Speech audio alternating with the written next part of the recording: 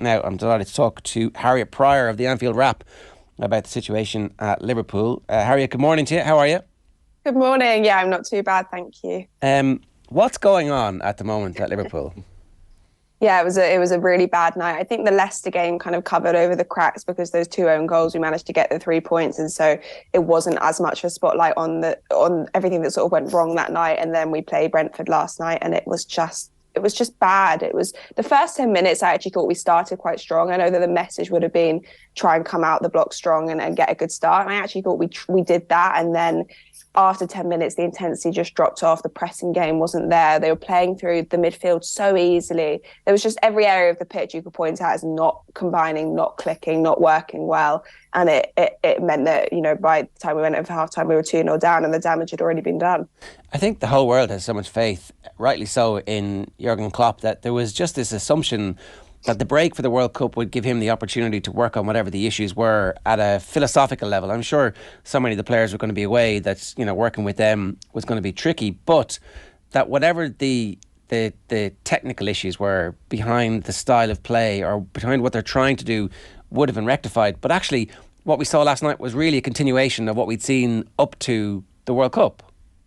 Yeah, it was a continuation. And I think if you look at some of the pre-season games they played, they really tried to work on getting that intensity back, because you could literally hear them on the sidelines during those pre-season games going, now you push, now you press, now you go. And I've just not seen that continue through to the start of the season, because I feel like Liverpool's attack used to press straight away as soon as the defence had the ball, win the ball back high up the pitch. That was how they got goals. That was how they poached so many goals. It was keeping that intensity high the whole way through. Now I just see the attacking line standing off a little bit.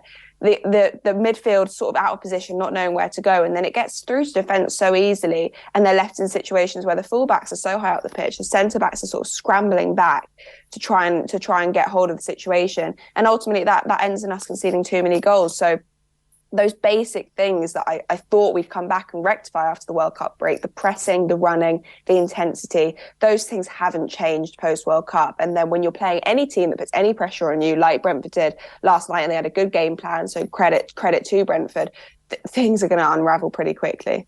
Jurgen Klopp's comments post-defeat, Harriet, tend to be quite interesting at the best of times. Last night, even more so, talking about Brentford stretching the rules. I think he gave out about the third goal as well, and how that came about. What did you make of his reaction to the defeat last night? Yeah, look, I think when people are frustrated and managers are frustrated, you saw it this week with Conte as well, they sort of reflect on it in a different light. I think once he's had time to go back and maybe rewatch the game, and I don't think he'll shy away from the fact that Liverpool just weren't good enough. I don't think he ever shies away from that fact, but I think there probably was a bit of frustration with the officiating, but probably can't see too much wrong, especially that third goal. I don't think Konate was fouled. I think he just went down a little bit too easily, but that was sort of reminiscent of a lot of the battles, the one-on-one battles that happened last night, individual players going down a little bit too easily and not winning their battles and not backing each other up. So I think at the time he's probably speaking with a lot of frustration. He's a passionate manager. We know that he's an emotional manager.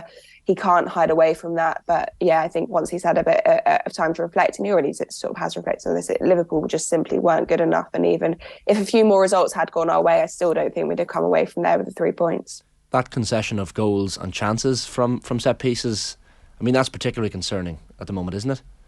Yeah, it is particularly concerning because you look at us defending from corners and it looked like the defenders didn't know where they should be last night. And that's a really sort of concerning thing when they're usually such an organised team. And maybe they lacked that bit of leadership with Henderson out last night. I'm not so sure, but Virgil van Dijk is usually so good at leading that back line and telling all the players where they're meant to be. But there was times where they just looked like they were scrambling. And all Brentford really had to do was put an extra man in. And they had to put an extra man in between the centre-backs and between the full-backs, sort of overload the area. And then our defence didn't know what to do. They didn't know whether to scramble back and mark the man. They didn't know whether to stay in the space.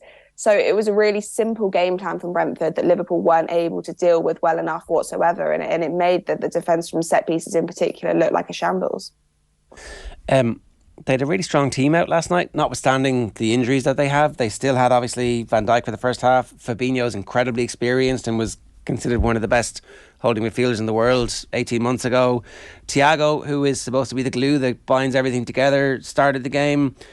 So there's not much to pin hopes on that this is going to turn around quickly. This is going to be a long, hard slog for them to get out of this.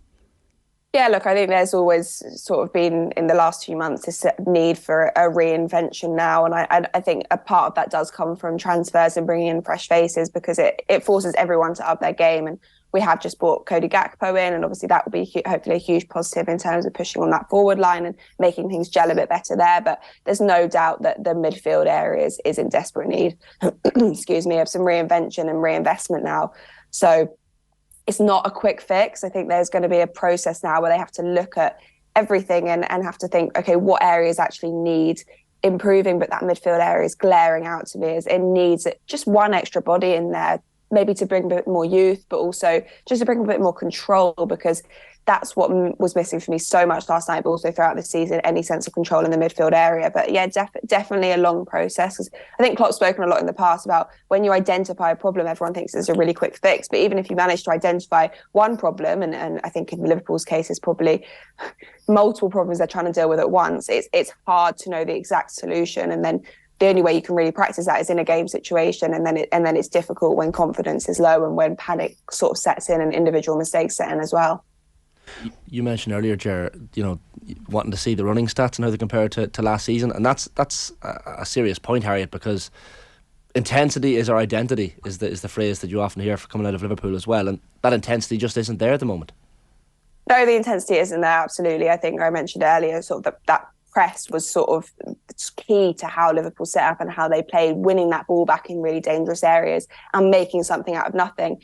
So they didn't have to run as far back and have to track back as far. And that meant that the fullbacks, Trent Alexander-Arnold, Robertson, usually it was Tsimikas last night, could stay really high up and they could be attacking the threats, and they weren't exposed so much on the counter-attack. But when the ball's not being won back high up the pitch and the fullbacks are still staying so high and the holding midfield is still staying high, you're getting exposed far too easily. So that intensity is actually having a real knock-on effect straight from attack, and then it's directly impacting the defence because they just can't deal with all the counterattacks that are coming their way when it's only basically those two back there and no one else is sort of hanging back. And that defensive high line has worked so well for Liverpool for seasons and made them win all the major trophies there is to win. However, when there's no one sort of hanging back and they are struggling, it just doesn't help, and the risk versus reward sort of becomes too much of a balance for them to handle. So obviously there's multiple factors here creating a bit of a knock-on. A lot of our commenters are talking about the midfield.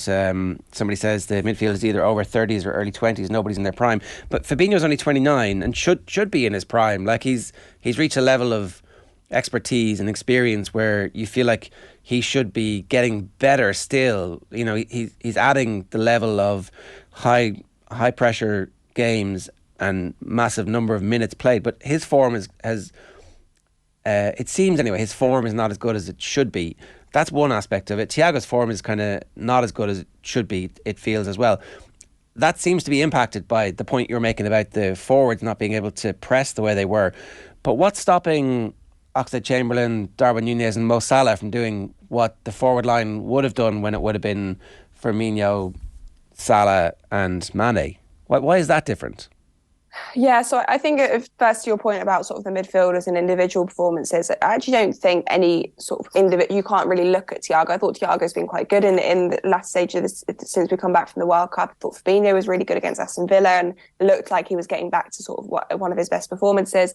So I don't know if you can necessarily point at individuals. It's just the system isn't really facilitating them so that they can get the best out of them at the moment. And I think a lot of that has to do with the fact they don't have the cover in behind. So maybe that is Fabinho just dropping back a little bit further and providing that cover so that the others can push forward a bit more. But we're sort of lacking that one midfielder who can be that cover and then also push forward a bit more. It's sort of a difficult role that this holding midfielder will have to play, but that's kind of what we're missing at the moment. And then the attackers, I don't know if there's an element of it being a bit of naivety. You know, Salah, Mane and Firmino was such a solid front three. The combinations worked really well. They knew exactly when to go and when to hold back on the press. They knew instinctively where each other were going to be. And maybe that relationship and the nature of the front three now not being as settled, being a lot of change in that front three, maybe that's impacting them. And you know, Núñez is a new player as well. He won't know exactly when to press and when not to press at the moment. Salah is still trying, and I think can't really criticise Mo Salah too much when it comes to it. But just not enough running. And I thought last night they tried to set up a lot more narrow, which is what you maybe would have expected from Mane, Salah, Firmino in the past. They tried to set up quite narrow so that they'd force them to play out wide, and they'd try and win the ball back in those areas. But then it left Liverpool far too exposed. So I don't think you can just put it down to them not pressing well. Obviously, that's the first element. But they're not going to press well if they don't feel like they've got the cover in behind. And that's sort of where the whole system needs a little bit of a rejig and a rethink to think, how can we all best work together, and not as a forward line, a midfield and a defence? How are we all going to combine to make sure that we're protecting each other and allowing to get the best out of each other? Because at the moment, that's just not clicking. Yeah, and so problems with the forwards, problems with the midfield that are kind of exacerbating each other's problems, and then the defence playing as badly as it is at the moment. It's a kind of perfect storm. Jamie Carragher tweeted last night that he said it reminds him of Wenger's Arsenal going from a powerful and pacey team to a technical one. In the end, Wenger's Arsenal that were technical did reach a Champions League final, and but for sending off might have beaten Barcelona. The powerful and pacey one was the one that was sweeping all before them. It's obviously a completely different era. It's not to say that they can't be successful, Liverpool, in the future under Klopp, but what do you think needs to happen? Do they need reinforcements now, or is this batten down the hatches, get to the end of the season and reshape the squad structurally significantly in the summer? Yeah, and although I've been quite negative, I actually do agree. I don't think we're a million miles off where we need to be, but at the moment the performances just haven't been good enough. But when I say we're not a million miles off, that's just because I think all that would really need to happen in the short term, at least in January, is to bring in another midfielder. I think one midfielder now would solve a lot of problems if they were the right person, which is obviously the sticking point, because who exactly do you bring in to the midfield in a January transfer window when a lot of clubs aren't keen to let their players go? But I genuinely do think that would help so much, because the midfield are just being overworked. They're being played through far too easily. And I think that a lack of confidence is just really breeding a lack of confidence at the moment. So once those results start coming, I just do have more confidence that things will start clicking in place a bit more, because they won't panic so much in individual situations. You won't see them sort of scrambling, giving the ball away cheaply. So I don't think it's like a huge long process where this is going to go on for months and months and months. I think there is little fixes that can be made that will make a big difference. But the biggest one for me has to be a midfielder coming in January. You touched on that there. I mean, the individual mistakes, because we often, when Liverpool lose a game like last night, the performance is so shambolic. We talk about the macro things, the system and decisions that Klopp maybe could have made differently. But you see the ball that Tsimikas, inexplicably puts across the box at one point in the first half. From Alisson's kick out, Harvey Elliott hopping over the ball, and it leads to Brentford's second goal. Sometimes with this Liverpool team, it's just individual errors, isn't it? Yeah, and those things, I guess you can't always iron out. There's always going to be individual errors. However, I think when it's a lack of confidence that's starting to set in, you do panic a bit more in those individual situations, and you just you don't look forward as much either. I think Liverpool used to be so good at getting the ball, looking straight forward, playing the forward pass. And now, because there is a little bit of okay, what should I do? I don't want to do anything wrong individually, so I'm just going to do the easy thing. And sometimes that actually leads, ironically, to a bigger mistake and us conceding a chance, or even worse, a goal. So those individual errors have to be ironed out, and sometimes, pinning the blame on sort of a young Harvey Elliott isn't fair. And that's why I do think that a bit more experience, someone, it's hard what I'm saying, but someone a bit more experienced, but also not old as some of our other midfielders is key. But yeah, those individual errors are definitely doing Liverpool a disservice on the whole. And those things, I think, are just coming from a sense of panic and not wanting to do anything wrong when results and performances haven't been going as well as they should have been. Darwin Núñez took his goal very, very well, Harriet, albeit it was disallowed. So unfortunately for him, the search for hitting the onion bag goes on. But he's not really a problem. Do you feel he's going to come good, Darwin Núñez? He's clearly getting into the right positions. Yeah, I don't really have any concerns about Darwin Núñez, because I think that he's trying really hard, and I think you saw as well in that in the games that he's played that he's always in the right positions, like you just mentioned. He's always getting into the right areas. He's always finding the pockets of space. It's just sort of the finishing, but we saw that in the first half of the season actually go really well. He was finishing really good chances and some difficult chances as well. So I'm not particularly concerned about that. And I do think once he starts to find the net, then he'll just sort of open the floodgates and he'll be prolific. But yeah, I'm not actually concerned on the whole about him. And I think especially with Cody Gakpo coming in and allowing Núñez to sort of play through the middle in his best position and maybe interchange with him a little bit more, that relationship might work well. And he just needs to be able to combine with Salah a bit more. And then, again, that's a system thing with Salah seeming to be dragged quite far out wide in quite a few games before the World Cup and not sort of getting into the game and being able to combine with Nunes. But on a whole, as an individual, he's not sort of where my concern and worry is going at the moment. The speculation about Jude Bellingham obviously is going to continue as long as he is at Dortmund and until he signs somewhere. There is relatively strong links this morning with Nunez from Wolves, and we've seen him linked with Tielemans in the past. Is there anybody else that you're hearing Liverpool be linked with in the midfield area?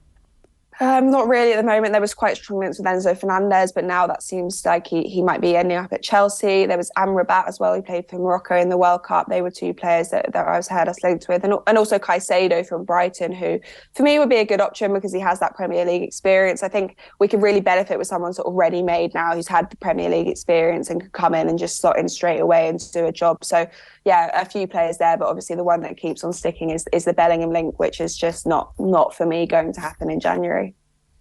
Harriet, great stuff as always. Thanks a million for joining us. Thank you. Harriet Prior, of course, of the Anfield